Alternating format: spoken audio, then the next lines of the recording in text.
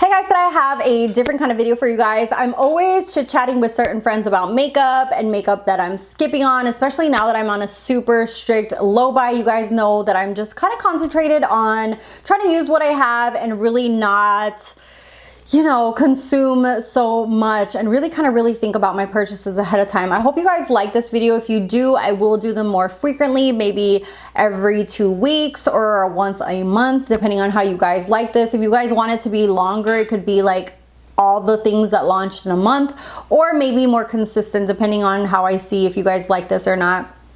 This kind of goes in hand with me being on a low buy, really focusing on what I have and really taking my time to really rethink what's coming out and if I really need that product or not. So I thought we would do this and kind of see what I can compare it to in my collection, or things that are similar to it that you really can kind of reconsider if you want to buy it or not. But these are things that I skipped on. I literally, today's February the 1st, I skipped the whole month. There was not one launch that came out this month that I was like, yeah, I need that. I really thought about things and really was like, oh wait, I have this in my collection. Wait, I need to use this first. No, I need to do this. And so that's what I kind of wanted to go through with you guys. I have Trend Mood up right now, and I am going to see if I can do a screen grab for you guys, or if not, I'll put the pictures around here of these launches. I'm not going to go through everything because literally this is the problem that's going on nowadays. Something launches every single day and then people will talk about it for like 2 or 3 days. People will do videos on it like, I just got this collection, oh my god, and then everyone and their mother forgets that it exists, locks it away somewhere, it expires and collects dust, and we don't hear about it again, and it just sucks. Okay, so let's go ahead and get started. Already I see a Charlotte Tilbury Valentine's Day. I can skip on this. Skippity skip, skip, skip, skip, skip. I don't use a lot of red tones, and I feel like just having 1 or 2 red lipsticks in my collection is more than enough. I don't really need it. If you're into limited edition packaging, you might want to get it. It's a cute packaging, but to me, it's a skip. Another one here is the new Beauty Bay eyeshadow palette. To me, this is just, it's okay. It has a lot of neutral tones and then some purples and some reds in there. Nothing that I can't find in my collection. I have purples in some of my palettes, like the Huda Beauty 9-pan one. The reddish shades I can find in so many of them. This is, a lot of these shades kind of remind me of, let me see if I can pull it out. A lot of these shades kind of remind me of the modern Renaissance, and then the purple shades go very hand in hand with, like, for example, if you have the amethyst palette already, you could basically get a lot of the kind of same color story. I don't feel like it's something that I absolutely need. I feel like I have like a pretty lavender shade, a pretty purple, a reddish undertone shade, a lot of these, and then the top ones are very neutral shades that I don't feel anything special about. I really don't. I've never tried the Beauty Bay formula, so I don't really know. But looking at the swatches, just very neutral, not anything wowing to me. So it's definitely a skip for me. Likewise, Colourpop has been really trying about these new huge palettes, and I feel like if you're trying to collect them all, it's overkill. This is another one that's basically all, it has a lot of these repeat neutrals in there, and then it has some pops of shimmers. I don't know, they're just kind of like mid-tony-ish shimmers. I don't feel like anything is super special in here. I feel like I could get a lot of these looks with other palettes. I don't feel like these neutral shades is something that really calls to me. And yeah, I have skipped out on a lot of these huge palettes from Colourpop. I only own maybe one. I think I own the Kathleen Lights collaboration, but big palettes is also a thing of preference. Over the years, I have seen that when a palette is really big, I hardly reach for it compared to palettes that are more smaller sizes. So this is definitely a skip for me. I have a lot of the like shimmer shadows from like the Moon, what is that called? Like the Urban Decay Moon Dust. The Jouer Ultra Foil has a lot of these like shimmer beautiful shades as well. So you know, I could just pair that with, for example, the Dominique's Transition palette. There's a lot of all nude matte palettes that I have that I could put in, you know, in collaboration with more shimmery shades. So to me, another skip.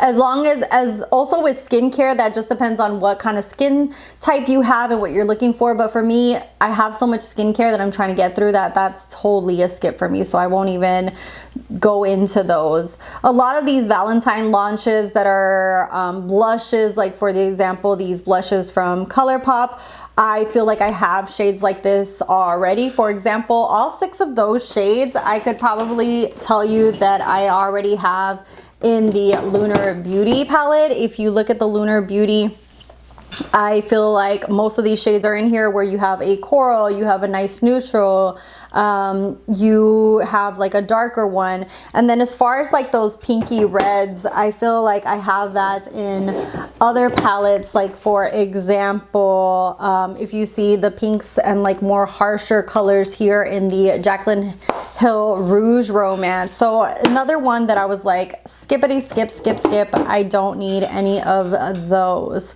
And then Kylie Cosmetics as well. It looks super cute. If you're into it for the packaging, maybe go for it. But to me, this is definitely a skip. I do feel like this one's a lot prettier than a lot of the other palettes. But likewise, I feel like a lot of us have a shimmery, beautiful pink like that. If you look, a lot of these are very neutral undertones. And then you have like those pops of shimmer pinks. Not really drawn to it as well. Then I saw that Dezi's coming out with like one of these trays. To me, that's a skip.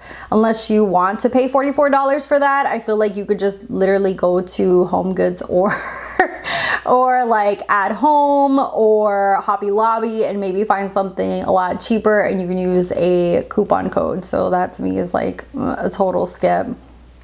Likewise, Natasha Denona has basically very similar to those modern Renaissance kind of shades where you have a lot of these like neutral mattes, and basically she only has a pink shimmer in there. And literally you could do the same thing with this where you use those colors and then use that pop of shimmer pink from one of your other palettes on the lid. So another one that to me, total skip. Likewise, I saw that Jaclyn came out with really bright matte liquid lips. I have a crap ton in my collection from different brands, and sadly those aren't shades that I use very often. Even more so now wearing a mask, I feel like I've really neglected a lot of my lip products, so skip. I saw that KVD has the, I always want to say Kat Von D, damn it. KVD has their concealer for the Good Apple. I don't want to fall into the hype of people just saying it's great, and I feel like that was a whole viral thing with the foundation, and I literally returned the foundation. It was not for me whatsoever. It did not wear well. If you guys saw my video. And yeah, skippity skip on that, because until I see reviews, and I went through my collection and saw how many, you know, concealers I need to use up, and just wanted to skip on that one. Especially concealers and foundations and powders are things that take quite a bit to use up. And so because, oh my god, I have this little hair just bothering me. Because I have so many, I really want something that I'm like super drawn to before I buy it. So that to me, another skip. I saw just basic color liners, like neutral liners from Melt Cosmetic. Another one that I skipped. I literally have each one of those shades in different formulations in my collection. I thought that this was just like, ew, nasty. The Oscar Meyer face mask, I was like, ew, who does that? Like, that's not even cute. Like, no, ew, no. Like, That kind of reminds me of freaking like the Texas Chainsaw Massacre, like the whole. Okay, my dog was making all this noise and I didn't know what was happening, but yeah, totally a skip for me. Then I saw Urban Decay is, ooh, okay, Urban Decay has this wild greens. It kind of falls short for me. It just seems like a neutral. It has a few warm tones in there and basically just some basic greens. The swatches don't really impress me. A lot of those greens I feel like I can find in a lot of these like palettes from what's it called, from like the Baby Grogu. I also have the Tinkerbell one, and the Tinkerbell one also has a lot of those like pops of green that you can find in there. So I don't really feel like it's something that draws me in. I feel like it's something that is super dupeable, that I don't know, the color story doesn't really draw me in. I feel like between these three greenish tone palettes from Colourpop, like the Just My Luck, the Tinkerbell, or the Child palette, you could basically get a lot of these similar looks that you see here if you add a little bit of a warm shade in there. But basically most of the looks are just different green tone looks, so not really, doesn't really, skip. Next up, I saw that the Nomad also has a new collection called the Nomad Lodge. It is more like wintry blue tones in there. I feel like I have a lot of blue tones that I don't use. I literally have the Blue Bloods palette from Jeffree Star, and if I've used it twice, it's a lot. And so a lot of these shades in here are not the kind of color story that I feel like I would gravitate to a lot and use a lot. I also feel like a lot of these blues are very similar, more or less in tone, where you wouldn't be able to see the difference on the eye and it could actually look muddy together. So yeah, I don't really feel like this is my cup of tea. I do feel like the little, what's that called? Like the little punch things, like the little emblems on the shadows themselves look very cute. But when I see the swatches, it doesn't speak to my heart. Let me see what else came out that was like people were like obsessed and talking about. Colourpop just keeps launching over and over again these just like basic 9-pan palettes that they just, I don't know who's doing these these different collections, but over and over again they just keep launching these 9-pan palettes or little collections like this, and I just feel like the packaging changes, but more or less they just like play with different eyeshadows and pop them in. I don't know if they're just recycling them or what it is, but if you have bought any of their shadows, especially these first ones that were like this in like the monochromatic, I feel like you already have these shadows, because you could basically like pull a lot of these. Like even this neutral one in here, this Wannabe, kind of reminds me of one that my friend bought me. It has a lot of these similar tones from like the Little Ray of Sunshine palette. So you can see that they use here and there shadows and then mix them with other ones. And so if you have quite a few of Colourpop's shadows, I don't feel like you're missing out of collections, unless you want to buy it for example, like this one, Tinkerbell. When I saw this one, I was like, I have all these shades. I could finally find something similar to it in my collection, but I bought it because of the packaging.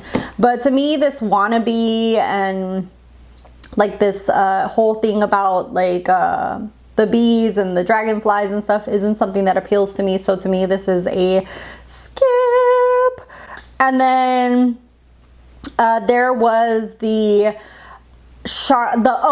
talk about first the Jaclyn. Jaclyn did concealers and skin tints. I will say out of this whole month, the only thing that kind of drew me in was the skin tint, just because when she applied it, it looked so glowy, so beautiful.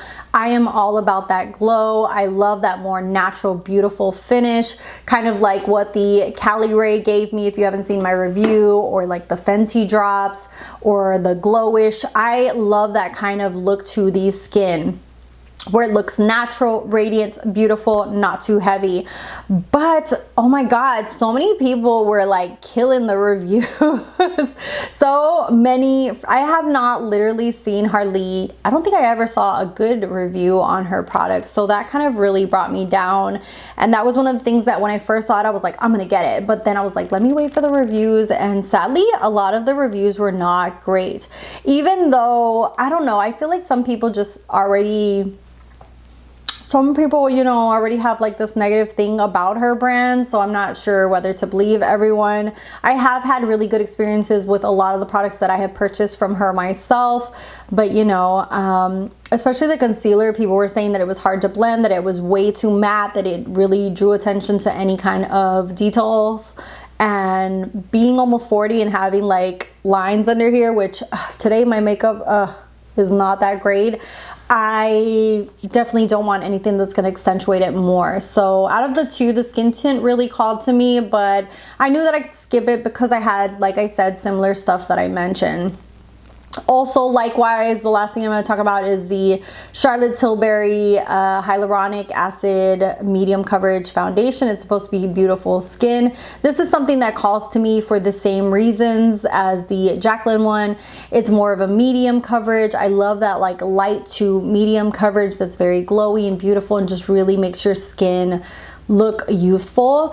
And I really wanted this, but at the same time, looking through my foundations, one of the things that really held me back was that I have her Airbrush Flawless, and you know, everybody and their mother talked about this. I jumped on it and I haven't even used this halfway, and that's kind of the reason that I was like, you know what, use what you got.